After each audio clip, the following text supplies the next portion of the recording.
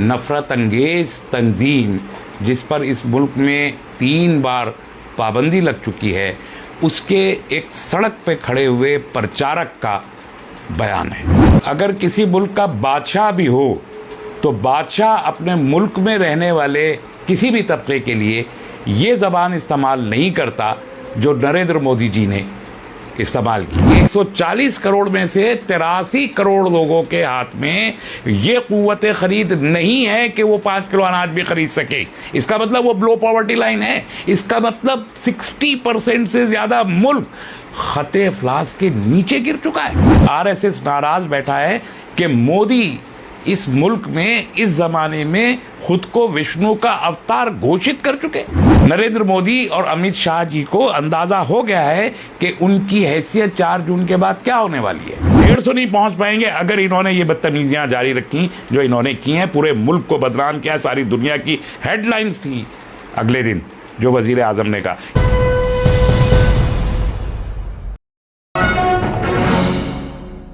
इसमें कोई नरेंद्र मोदी जी का जो बयान है वो एक आज़ाद सेकुलर जमहूरी मुल्क के वज़ीर आज़म का बयान नहीं है। वो एक 100 साल पुरानी नफ़रत अंगेज तंजीम जिस पर इस मुल्क में 3 बार पाबंदी लग चुकी है, उसके एक सड़क पे खड़े हुए प्रचारक का बयान है। ये किसी भी मुल्क के वज़ीर आज़म का बयान नहीं हो सकता। और वज़ीर आज़म तो छोड़िए, तो जमहूरियत में वज़ीर आज़म होते हैं। अगर किसी मुल्क का बादशाह भी हो तो बादशाह अपने मुल्क में रहने वाले किसी भी तबके के लिए ये ज़बान इस्तेमाल नहीं करता जो नरेंद्र मोदी जी ने इस्तेमाल की। और यकीन कीजिए कि मैं इस वक्त जानबूझ के वज़ीर आज़म का लफ्ज़ इस्तेमाल नहीं कर रहा, क्योंकि मैं मानता हूं कि वज़ीर आज़म किसी भी तरह से वज़ीर आज़म का लहजा और उनकी ज़बान किसी भी वज़ीर आज़म की, किसी भी हुक्मरान की नहीं हो सकते, चाहे वो एक आमिर डिक्टेटर हो या वो फिर जमहूरी तरीक़ों से चुनाव हुआ लीडर हो। तो ये उनकी ज़बान नहीं है। सवाल ये है जो आपने फरमाया कि मजबूरियाँ क्या हैं। मजबूरी है दीवार पे लिखी हुई तहरीर, और दीवार पे ये लिखा हुआ है कि 10 साल आपने हाइपर नेशनलिज्म, हिंदू कौम प्रस्ती के अहिया के लिए इशारों और किनायों में जो बात की और जिससे एक ख्याल अवाम के जहन में पनपा कि अब हम हिंदू राष्ट्र की तरफ जा रहे हैं और अब वो हिंदू राष्ट्र में बहुत सारे हमको कंसेशंस मिलेंगे, ये सब होगा, कुछ नहीं मिला। आपने 2 इंतखाबात में वादे किए और वो वादे पूरे भी नहीं हुए। आप टेलीविज़न पे तकरीर 1 घंटा करके बहुत लच्छेदार बातें करके बड़ी रोज़ी पिक्चर दिखा सकते हैं।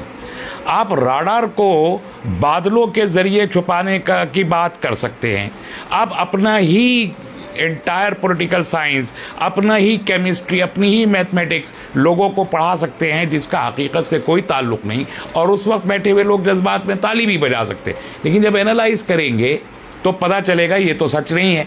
इसी तरीके से एक आम नौजवान जिसे हिंदुत्व के नाम पर आप हिंदू राष्ट्र का ख्वाब दिखा के और तीसरी और इकोनॉमी तक ले जाना और 5वीं इकोनॉमी तक और रोज़गार और MSME और ये और वो बड़ी बड़ी बातें आप कर रहे हैं, जब वो देखता है कि घर में तो 100 रुपये भी नहीं आ रहे, नौकरी मिल नहीं रही है।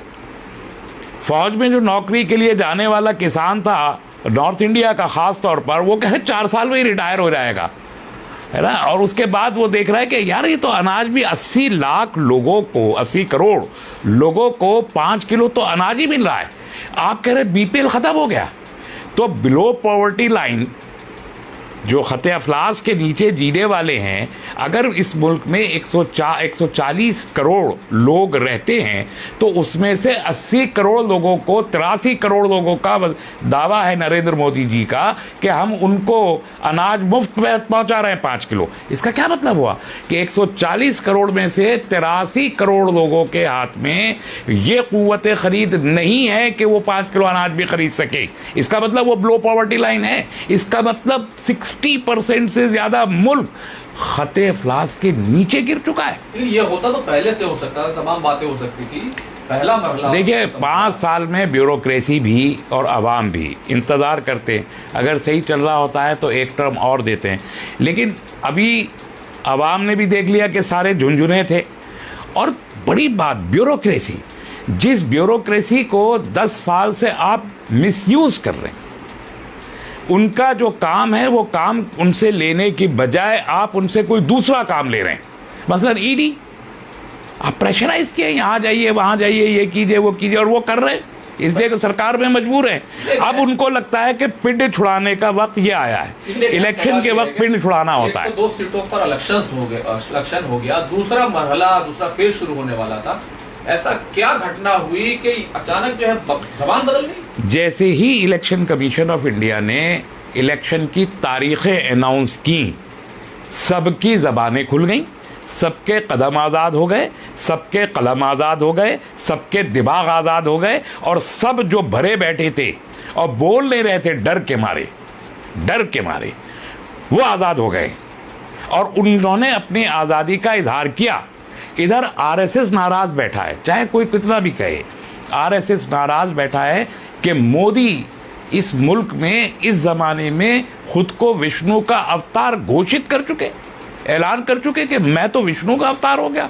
तो अगर वो विष्णु के अवतार हो गए तो आरएसएस कहाँ जाएगा? बीजेपी में तो कहीं एग्जिस्ट नहीं करती, ऐसा भारतीय जनता पार्टी कहीं मौजूद नहीं है। मोदी का परिवार, मोदी की गारंटी, मोदी का चुनाव, मोदी की सरकार, मोदी का विकास, मोदी का नारा, मोदी का उम्मीदवार, everything surrounds around Modi. There is no BJP. तो बीजेपी के भी जो इतने सारे लीडर्स हैं वो भी इस वक्त परेशानी के आलम में है, एक हब्स है, एक सफोकेशन है, आरएसएस नाराज है, और उसका रिपरकशन हुआ फर्स्ट फेज के पोलिंग में कि जहां 102 सीटों पर जो अक्रॉस इंडिया 21 स्टेट में हुआ, वहां पोलिंग टर्नआउट 10% तक गिरा है। बहुत सी सीट्स पर 10% तक जो पोलिंग है वो गिरा है। उससे साफ जाहिर हो रहा है जब पोलिंग टर्नआउट कम हो तो ये मतलब होता है, इसका बड़ा मतलब ही होता है कि एंटी इनकम्बेंसी मौजूदा सरकार की बहुत स्ट्रांग है, और इसका मतलब होता है कि सरकार जा रही है। इससे हवास बाख्ता हो गए।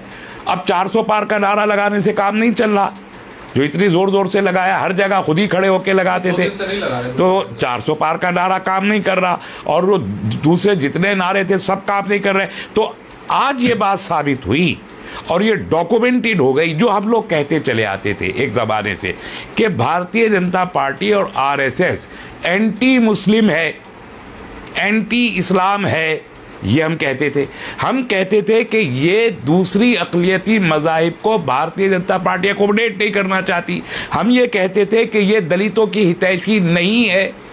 ये सारी बातें जो हम कहते थे आज ये वेल डॉक्यूमेंटेड हैं, आज ये कोई रिफ्यूज़ नहीं कर सकता। जो शर में खैर का पहलू है जो मैंने शुरू में कहा वो ये है कि आज मुल्क के एक वजीर आज़म जो 10 साल वजीर आज़म रहा इस मुल्क का, वो शख्स अपनी ज़बान से ये एतराफ़ कर रहा है कि उसके दिल में मुसलमानों के लिए कितनी नफ़रत है। उसने सारी दुनिया को बताया कि मैं मुसलमानों से नफरत करता हूँ। सारी दुनिया ने ये मैसेज लिया कि इंडिया में सबसे ज़्यादा टारगेटेड कोई कम्युनिटी अगर है तो वो मुसलमान है। आज ये बात यूनाइटेड नेशंस को भी विदाउट एनी प्रूफ डॉक्यूमेंटेड हो गई यूनाइटेड नेशन के अंदर कि इंडिया में मोस्ट टारगेटेड कम्युनिटी है तो मुसलमान है।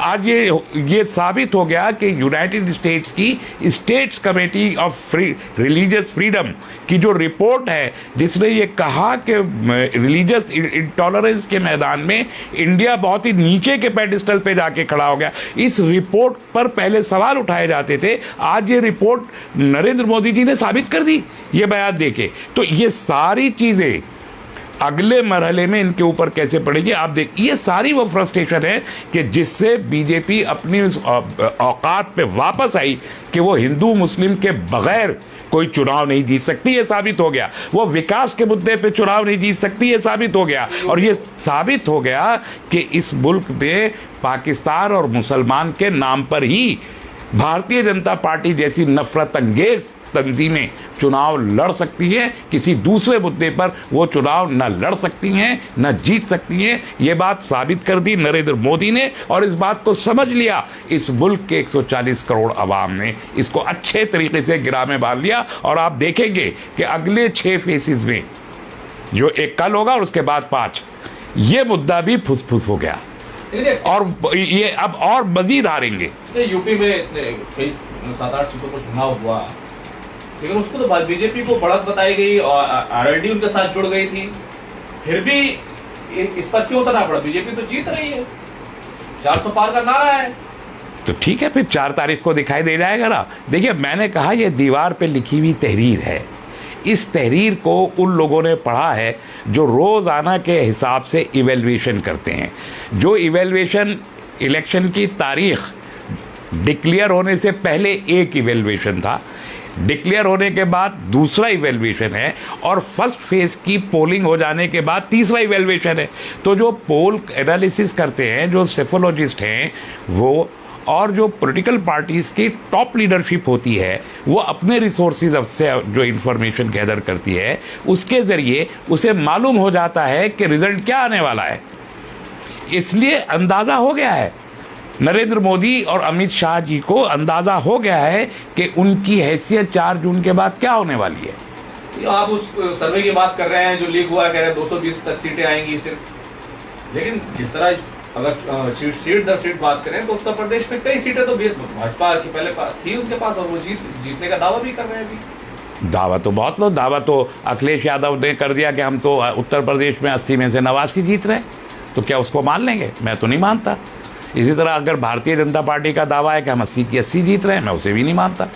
दोनों रियलिस्टिक हैं। तो दावों में, वादों में और हक़ाइक़ में एक बड़ा फ़र्क है। मैं इलेक्शन की तारीख डिक्लेयर होने से पहले ये मानता था कि भारतीय जनता पार्टी की सीटें जो 62 थीं 2019 के इंतखाब में, अपनी एनडीए की नहीं, उत्तर प्रदेश में, वो बढ़ जाएंगी। यूपी में सीटें बीजेपी की बढ़ेंगी, ये मेरा मानना था इलेक्शन डिक्लेयर होने से पहले। देखिए, इलेक्शन डिक्लेयर होने के बाद और फर्स्ट फेज के पोलिंग के बाद मैं अपने इस दावे को मुझे बदलना पड़ेगा, इसलिए कि इनकी सीटें तो वहाँ भी कम हो रही हैं। आज की तारीख में जो 62 सीटें बीजेपी के पास थीं यूपी में, वो रिटेन नहीं कर रही है, 40, 45, 50 के ऊपर नहीं जाती दिखाई दे रही है। तो अगर 12 सीट अकेले उत्तर प्रदेश में लूज कर रही है, 30 सीटें महाराष्ट्र में लूज कर रही है, 10 सीटें हरियाणा, इसमें बिहार में लूज कर रही है, 5 सीटें हरियाणा में लूज कर रही है, 6 सीटें कर्नाटक में लूज कर रही है, 2 सीटें दिल्ली में लूज कर रही है। हिसाब लगाइए कितनी लूज कर रही है, तो कहाँ ऐड हो रही। आप देखिए, राजस्थान में 25 की 25 जीती थी, 5 सीटें लूज कर रही है। तो अगर ये सारा हिसाब लगाए तो ये तो वाकई 220-230 के ऊपर कहाँ जा रहे, बहुत मुश्किल है। और ये अगर ये यही बोलते रहे, देखिए ये जो बदबख्ताना जुमले नरेंद्र मोदी जी ने बोले बांसवाड़ा में और राजस्थान और अलीगढ़ में, ये जो जालिमाना और जाहिलाना जुमले उनकी ज़बान से ख़ता हुए हैं, इन जुमलों को अगर वो ये समझते हैं कि उससे मजहबी मुनाफरत बढ़ जाएगी, तो आज ये उनकी गलतफहमी है। इसलिए कि जितना मुसलमान इस मामले में नहीं बोले, ज़्यादा नहीं बोले, ठीक है, तकलीफ़ हुई है, तकलीफ़ का इजहार लोगों ने किया है, लेकिन छाती पीट के कोई बाहर नहीं आया मुसलमान के हाय हमको ये किया, ऐसा तो नहीं किया। इसके बरक्स इस मुल्क के गैर मुस्लिम अवाम ने इन लफ्ज़ों का बहुत बुरा माना है, जो हम देख रहे हैं सोशल मीडिया पर भी और अपने दोस्त अहबाब से बात करके भी, और जो कुछ जर्नलिस्ट की जो वीडियोज़ आ रहे हैं उससे अंदाज़ा, और वीडियोज़ पे जो कमेंट्स आ रहे हैं नीचे, उसको पढ़ के अंदाज़ा हो रहा है कि मुसलमानों को तो जो तकलीफ पहुंची सो पहुंची, इस मुल्क के आम हिंदू को, इवन भाजपा के एक आम नौजवान हिंदू को इस जुमले से बहुत तकलीफ पहुंची है। इसलिए अगर उनको ये गलत फहमी है कि वो इस तरीके से पोलराइजेशन कर लेंगे, तो ये गलत फहमी उनको मज़ीद डुबोएगी। एक अहम सवाल ये है कि जो सवाल सैम पेट्रोलर ने उठाया और वहाँ से बात चली, क्या इस तरह का कानून क्या हमारे देश में नाफिज हो सकता है? क्या इसकी पॉसिबिलिटी है? देखिए, कांग्रेस में बहुत सारे लोग बहुत ही फुहड़ हैं और फुहड़ों की पार्टी बन गई है। सैम पेट्रोलर बैठे हैं अमेरिका में, एक लंबे ज़माने से तो अमरीकी हो चुके हैं। वो बाय माइंडसेट जो है वो ही इज़ एन अमेरिकन, और वो यहाँ क्या करना चाहता है अल्लाह बेहतर जाने में। I don't take him in a positive spirit और उसका बयान भी। तो वहाँ अमरीकी कानून तो यहाँ नाफिज नहीं हो सकता ना। भारत के अपनी जो एक डेमोग्राफी है, एक कल्चर है, एक रिवायात हैं, वो भारत का जो कॉन्स्टिट्यूशन है वो उसके मुताबिक एक कॉस्मोपॉलिटन एक लॉ भारत में है, वो वैसे ही रहेगा। लेकिन ये एक फैक्ट है, आप सैम पेट्रोडा को थोड़ी देर के लिए हटा दें, वो बहुत ही इररेलीवेंट बयान है उनका और उसका जिक्र भी करना फजूल की बात है। लेकिन बीजेपी को जो बड़ी तकलीफ पहुंची और नरेंद्र मोदी को जो बड़ी तकलीफ पहुंची वो कांग्रेस के इस मैनिफेस्टो से ही पहुंची है, जहां एक तरफ वो देख रहे हैं कि उनकी सीटें कम हो रही हैं। पहले फेज में 20 सीट कम कर रहे हैं, ये अंदाजा है लोगों का। जहां 60 सीटें वो जीते हुए थे वहां वो 40 सीट पे अटक रहे हैं, ये अंदाजा है। तो वो 20 सीट बहुत है 102 में से ना, 20% सीट कम हो रही है तो बहुत बड़ा है। और 7 फेज में अगर 20% के हिसाब से लगा ले तो 60 सीटें 70 सीटें कम हो रही हैं।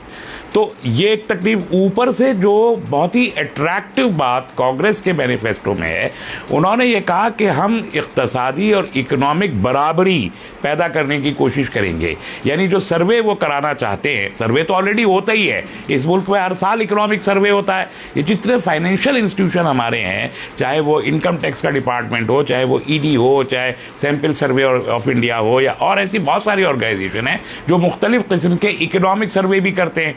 कौन कितना टैक्स दे रहा है, कितना नहीं दे रहा, कौन कितने टैक्स की चोरी कर रहा है, कौन कितने टैक्सेबल है, किस अंदाज से कौन सा टैक्स आ रहा है, कौन सा नहीं आ रहा, ये एक बड़ी डिटेल में होता ही है। इसी को कांग्रेस ने कहा कि हम एक कॉम्प्रिहेंसिव सर्वे करवाएंगे कि डिस्पैरिटी बराबरी कितनी है, कि मुल्क के 2% लोगों के पास मुल्क की 60% दौलत है, 2% लोगों के पास मुल्क के 60% मुल्क की दौलत है, और 40% के लोगों और बाकी के 98% लोगों के पास सिर्फ 40% है जो बटी हुई है। तो ये तो एक डिस्पैरिटी है ना।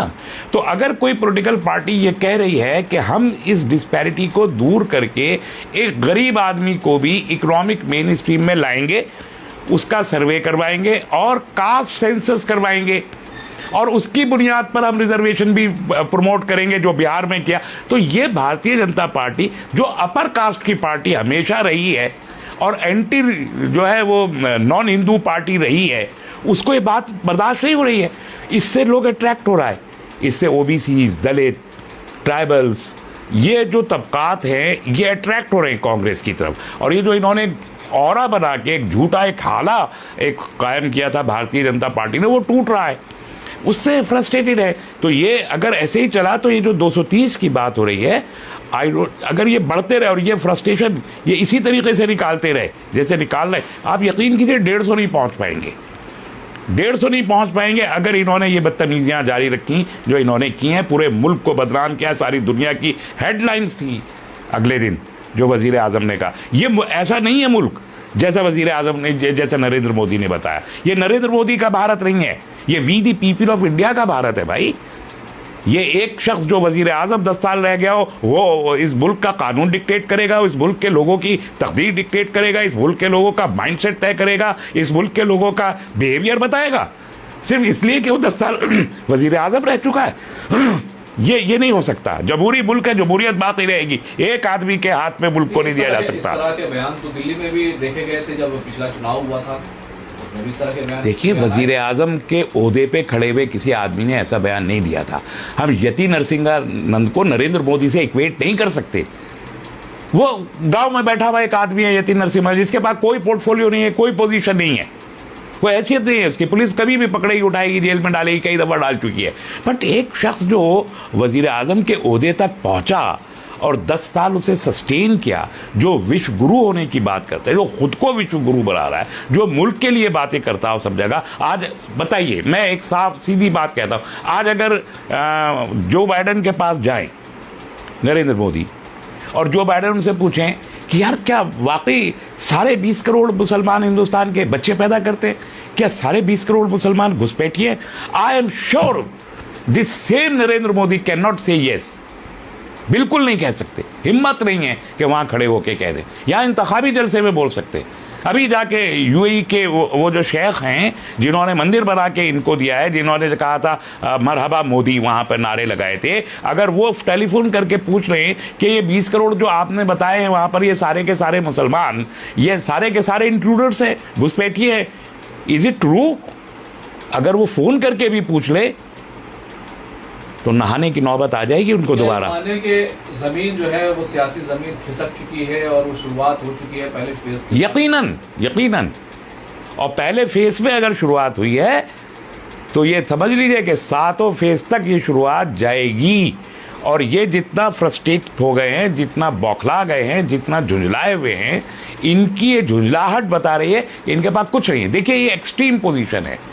मुझे नहीं लगता, मुझे याद नहीं कि किसी मुल्क के वजीर आज़म ने, नरेंद्र मोदी समेत किसी भी मुल्क के वजीर आज़म ने इस तरह किसी इंतखाबी जलसे में गैर कानूनी तौर पर इस किस्म की कोई बात की हो, या किसी भी सियासी जमात के इंक्लूडिंग बीजेपी के लीडर ने, अटल बिहारी वाजपेयी रहे, वो LK आडवाणी रहे, LK आडवाणी ने इस मुल्क में नफरत के बहुत बड़े खेतों में बीज बोए हैं, कोई शक नहीं है इसमें, लेकिन उन्होंने भी ये जबान कभी इस्तेमाल नहीं की।